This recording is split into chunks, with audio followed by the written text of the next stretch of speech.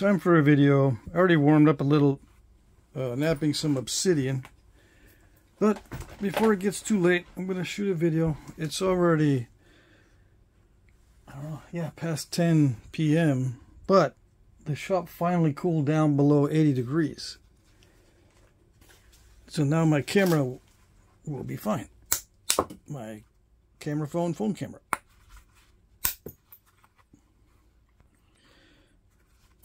What am I going to nap? Well, I got an idea in my head that I'm going to nap something with a lot of serrations in it. We'll see how it goes. What am I doing now? This is a heat treat. I can see it's got issues with it. So I'm knocking off all the parts I know are gonna break off anyway. Yeah. So I'm just using my plastic mallet. So yeah, you can technically nap with plastic. Yeah. It doesn't do very good. It just knocks off weak spots.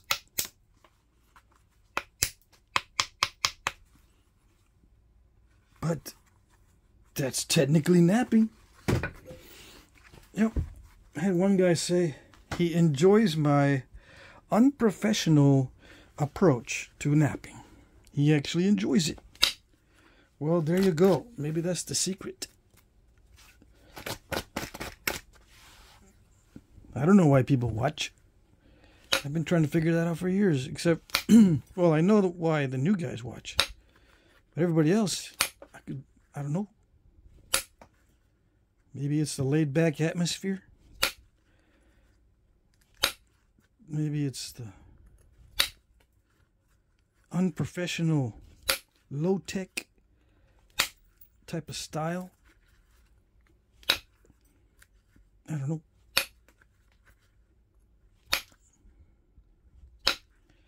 Yeah, I turned the fan off. Now it's too quiet. I had some music going too in the background, but that has to go. I can't compose my own music, so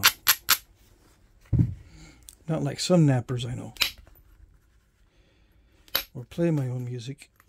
Not all of them compose, but I know some nappers that know how to play instruments. It's not very common to hear music in the background of a napping video. Maybe I should start a little trend, but if I do that, I can't monetize. Or if I do, the money goes to somebody else. Yeah. Unless the music is in the public domain, I suppose. Yeah, I tried looking up free music. This is a while ago when I was trying to put some background music to some of my videos.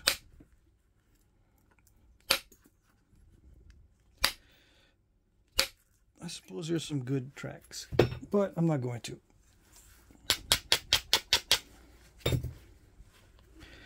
Yeah, this is a nice heat treat. I thought it was going to be nasty. I thought I was going to be able to work on something difficult.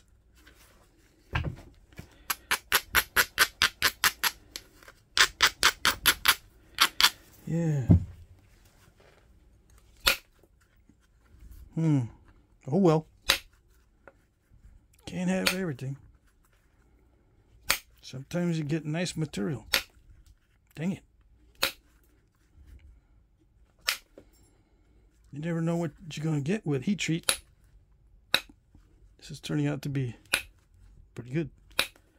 We'll see. I can't get too confident with it. Then I start trying to take shortcuts, thinking it can work miracles,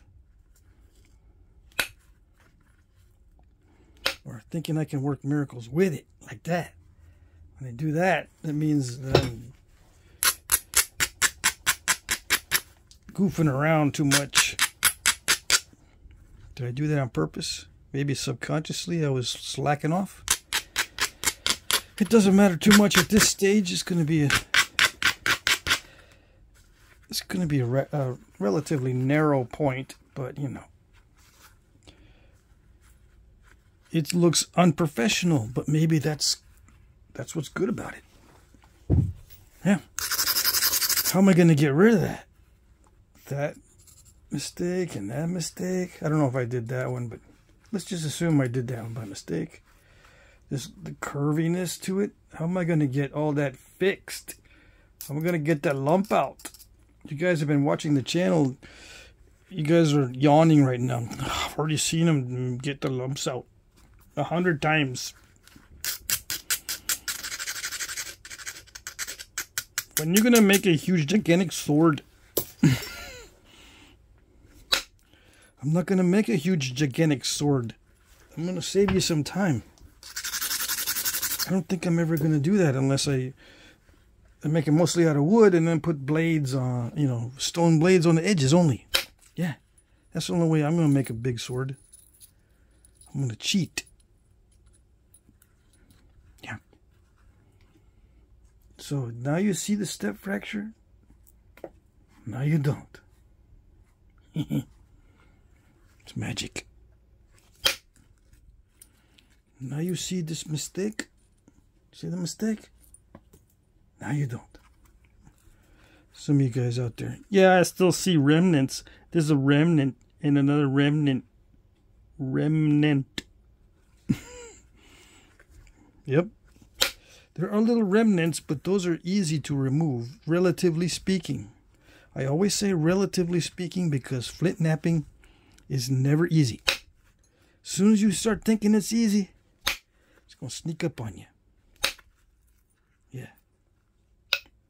It's like a skunk in the yard. As soon as you think it's easy to avoid them, sneak up on you like one of them almost did today. I had a habit of putting out food into the compost, but I was leaving some outside the compost area for the skunk to enjoy a little snack. And then I thought about it, you know what I'm saying, you know, it's not that great of an idea for the skunk to come around because I'm not by myself. I got neighbors. They might not appreciate me putting food out to attract the critters. Yeah. And, you know, their little dogs might get in trouble and get sprayed and go back in the house and make everyone evacuate. That'd be funny to see, but, you know, I'm sure they wouldn't appreciate that. Dog coming in all smelly. But anyway, you can't cheat on the flint knapping because it'll sneak up on you. And then your attempt at napping is going to stink. Yep. That's where that's coming from. All right.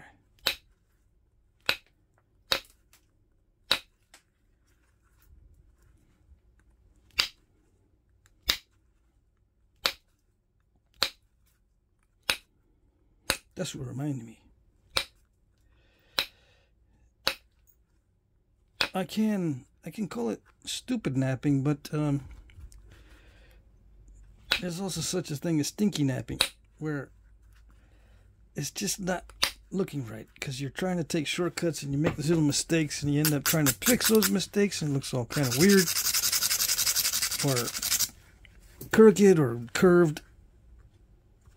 It's not really stupid because you are trying to fix it. You know, you're not just going, oh, yeah. I could fix it, but I won't because I'm lazy, or I'm tired, or I got something in my eye. That's when it looks stupid. But if it looks like you've attempted to make a correction, it just ends up being stinky. You know, not so great. Because your attempt at making the correction really isn't all that good. In some cases. Especially when you're all frustrated.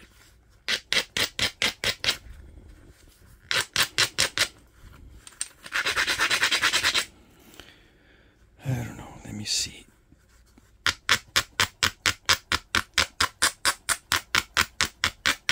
I've been thinking a lot about strategy and flint knapping, putting more conscious effort into it. How much is conscious and how much is subconscious? Maybe I can put more conscious effort into it. It seems like whenever I do that, I start thinking too much, and thinking too much will ruin your knapping. But there's got to be a way to pay more attention to how each flake is coming off without thinking too much. Yeah. I'm always looking to see if there's a way I can understand the way they form the flakes, the way the flakes form. Understand it more than just subconsciously.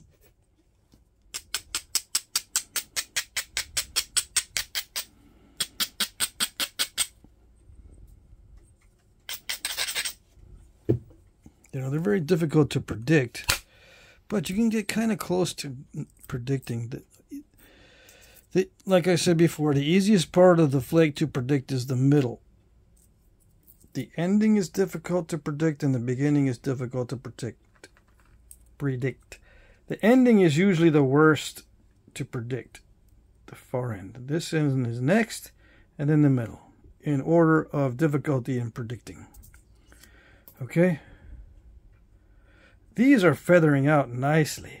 So, the moral of the story is, if you can predict where a flake's going to go, you can do some damage control.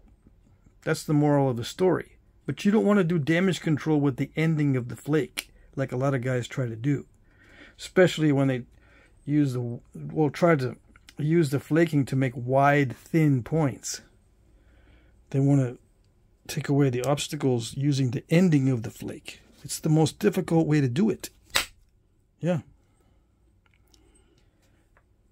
What makes it easier? What makes it possible? Because some guys can do it. Yeah. Well, one of the things that makes it easier or makes it possible is to have some good material that will allow you to flake long distances and not dive in, you know? See, it's not diving in. It's allowing the flake to finish the termination in a reasonable way.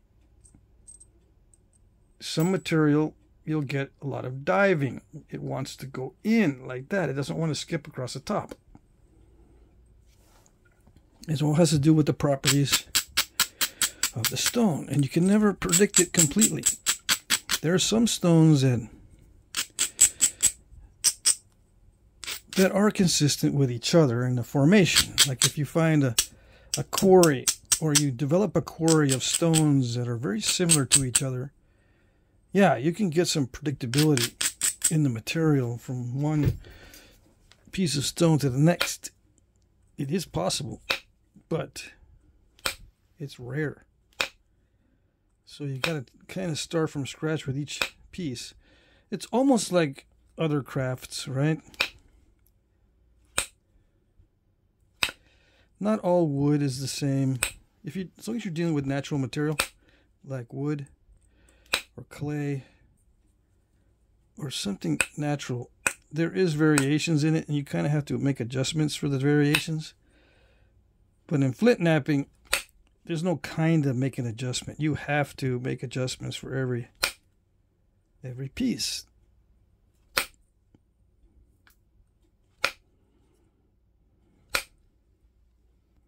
Or it's just going to look bad with bad material and look good with good material. If you don't make the adjustment, someone can tell that you had a hard time with it, because you'll have step fractures everywhere and mistakes that usually happen with bad material. One of them is thick point. If you have a thick point, you can't thin it down. That's one indication that it was giving you some trouble.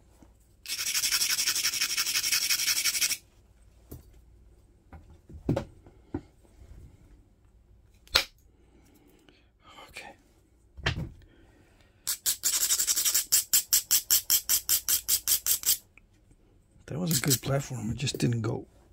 I think I might have some either too much pitting or debris, rock debris in the tip here. If it's the tip, it means it has debris or too much pitting. Pitting, P-I-T-T-I-N-G. What happened to the camera? The tripod moved. It settled.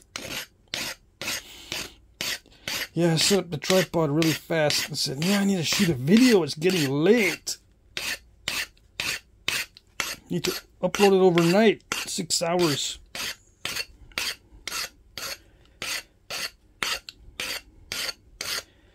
Six hours to upload a video until I can get some really good internet service. I'm not going to do it yet because I'm trying to pay off some debt first, and then I'll get some really good internet service.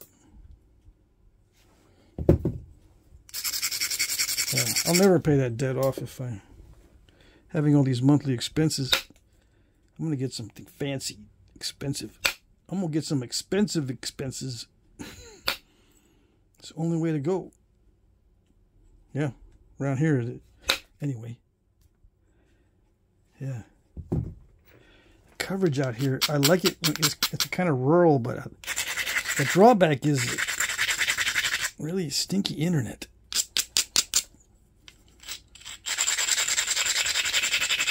And yeah, I can go to the library.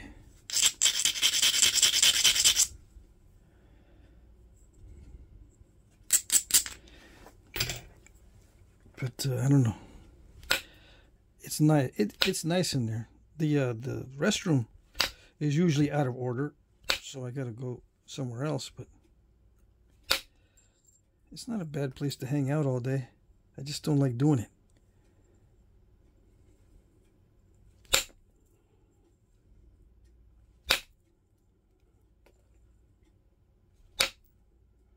Oh, dang it.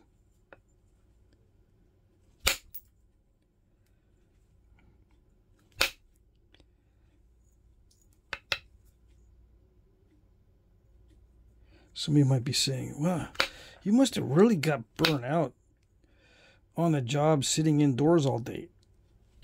Because what's wrong with being inside an air-conditioned and nice architecture building and everything? Surrounded by books. What's so bad about that? It's easy. And the chairs are leather with... These chairs that they got in there must have been donated by some rich people because they're leather covered and very cushy.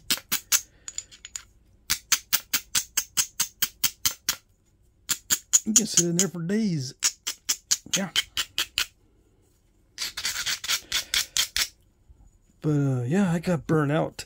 I got burnt out sitting indoors. Not only was it bad for my health, you know, sedentary lifestyle, it was just constant stress.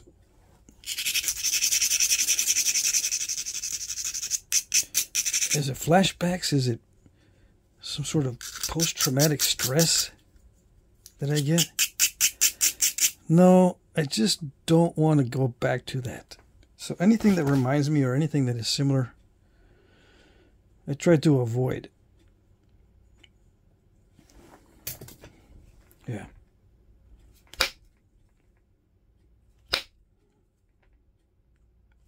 But I do go in there at least once a week to upload videos, check out what they got.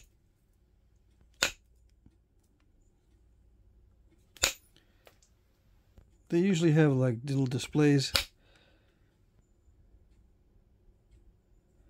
This time they had like a seed bank where you can get free seeds of all kinds of plants. Just there for the taking. They had a big old cabinet full of seeds. Free. I'm thinking to myself, you know, if I was into that stuff, this would be heaven and paradise. Paradise in heaven. They had edible plants, they had flowers, they had trees. All these seeds for everything. Yeah, I looked. They had a nice little chalkboard all done up by an artist.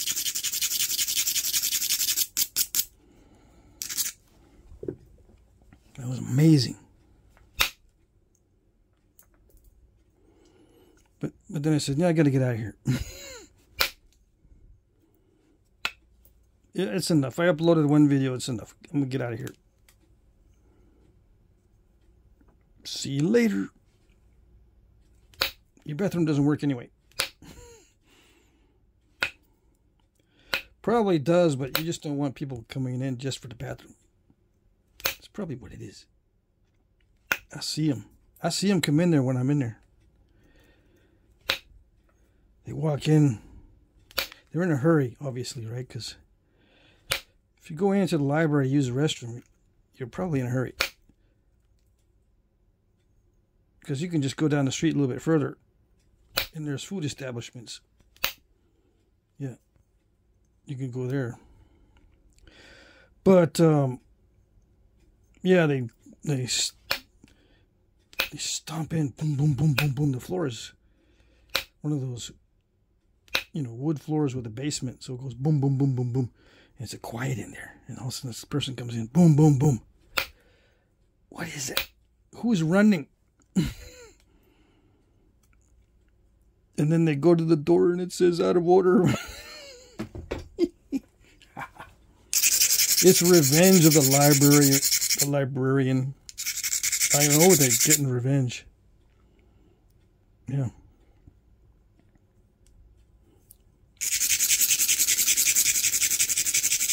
And the librarians there look just like you think a librarian would look like. Yeah. This is in Vermont. I'm in Vermont, okay? Everything looks like you think it would look like.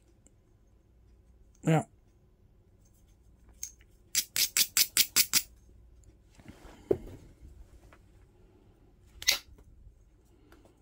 Even me, you know, sitting in there with the phone plugged into the wall, uploading a video. I just look like a little library goober sitting in there, just like you would think.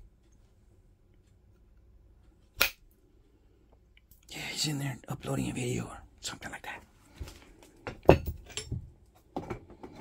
Because he must be poor. Can't get good internet service.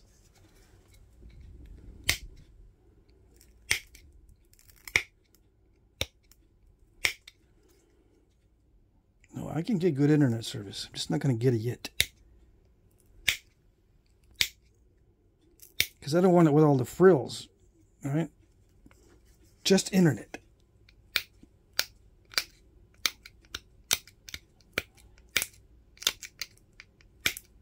My dad's already got his stuff set up.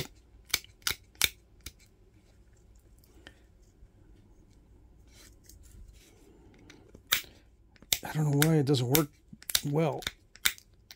It's not cheap.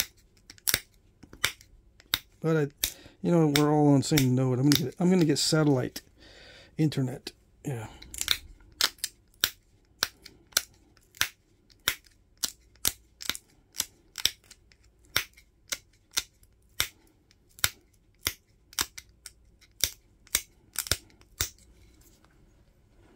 Don't worry.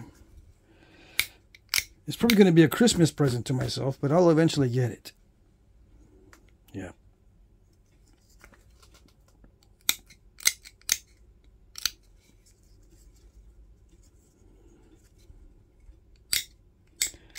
I'm in a catch-22. You know, I would like to have my YouTube revenue pay for my upgrades to my YouTube channel, like more videos and higher quality. I'd like the YouTube AdSense to pay for my upgrades, but I need better videos in order to make more money on YouTube.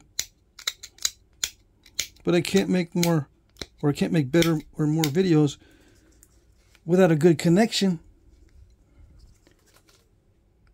So it's a catch-22. I don't have money for the connection, but I need the connection to make more money. That sort of thing.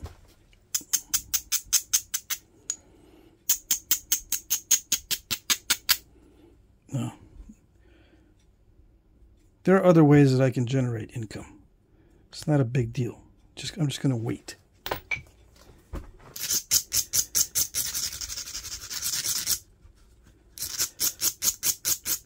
Things are not quite settled in yet. I don't know how long I'm actually going to stay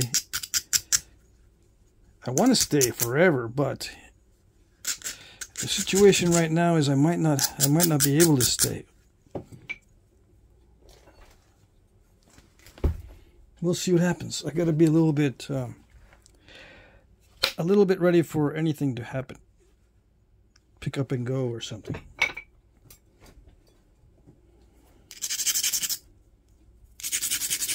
Anyways, here we go. This is the sweat stage. I'm already sweating because I got to thin this down. You don't believe me? See, I'm starting to sweat.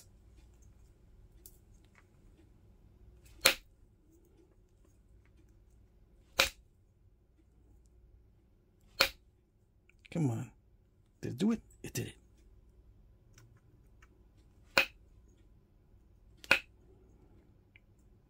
Yeah, when I first started showing people my style of napping, I would have hold a point and the tail was hanging out in the air and I was hitting the point like this. And the first thing that people would say is, "Aren't you afraid you're going to break the tip off or break something like that? It's all hanging out in the wind." I said, "Yeah, I'm afraid, but it doesn't usually happen. I don't know why. It's magic."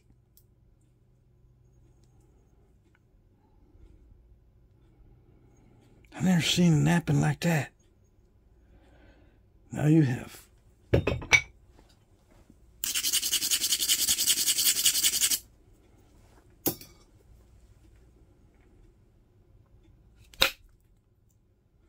never seen napping you can just hit directly into an obstacle, blow it away.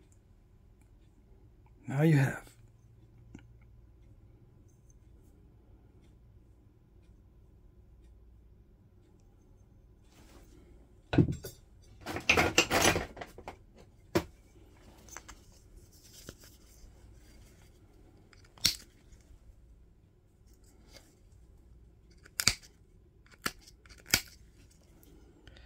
Of course, it helps to have cooperative material.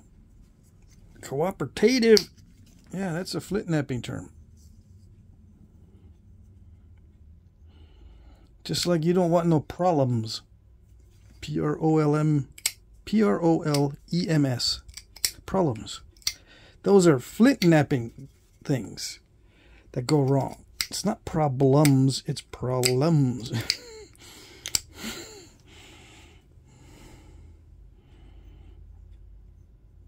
Yeah.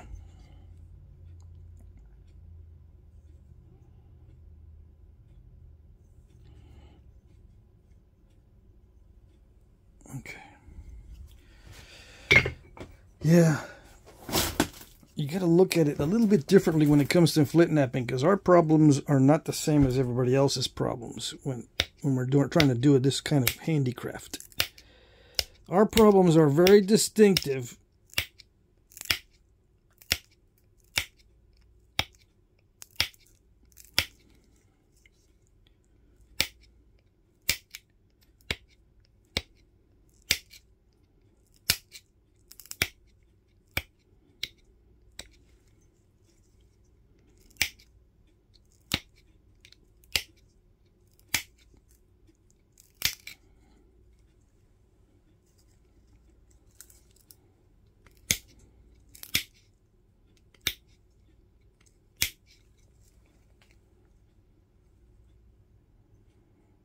I don't know if I did that well, because it looks like I might have installed a curve. I don't like it when I do that.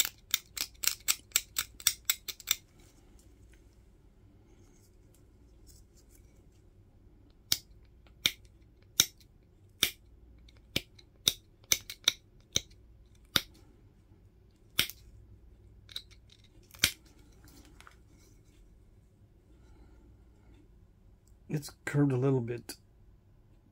Yeah. Oh well.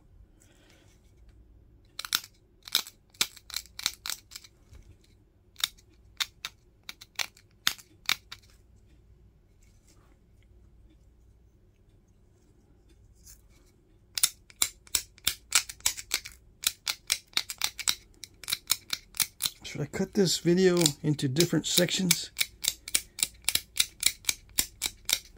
Maybe I should. Yeah, I think I will. This is part one. I'm gonna cut this into 2 different segments. Okay, part one. There you go. That's just the. I guess it's a preform. It's heading toward the direction I'm wanting to go for the finished point. It's got the basic shape and basic thinness, so that's the preform. All right. Next segment.